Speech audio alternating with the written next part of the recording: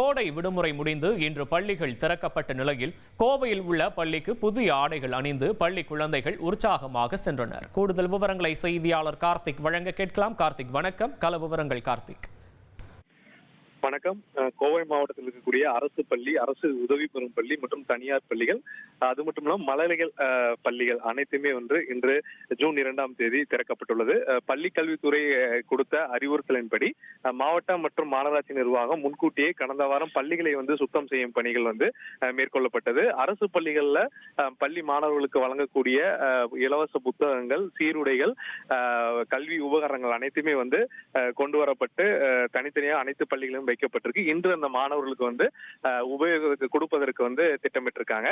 அதே சமயம் இன்றைய தினம் பாத்தீங்கன்னா திருச்சி சாலையில் அமைந்துள்ள சென்ட் ஜோசப் பள்ளியில் பாத்தீங்கன்னா அங்க 4 பள்ளிகள் இருக்குது. அங்க இருக்கக்கூடிய பெண்கள் மேல்நிலைப் பள்ளி, அரசு உதவி பெறும் பள்ளி, மழலைகள் பள்ளி அனைத்து பள்ளிகள் இருக்கக்கூடிய மாணவர்கள் மாணவிகள் பள்ளிக்கு வரக்கூடிய காட்சிகள் நம்மளால காண முடிந்தது.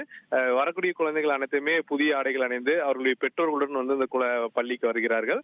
ஒரு சில குழந்தைகள் அடம் பிடித்தாலும் பெரும்பாலான குழந்தைகள் பள்ளிக்கு வரக்கூடிய ஆர்வத்தில் இருக்காங்க. முதல் நாள் வகுப்பை அட்டெண்ட் செய்வது, அது மட்டும் இல்லாமல் புதிய நண்பர்கள், புதிய வகுப்புகள், அந்த ஆர்வத்துடன் குழந்தைகள் பள்ளிக்கு வரக்கூடிய காட்சிகள் நம்மால காணப்பட முடிந்தது.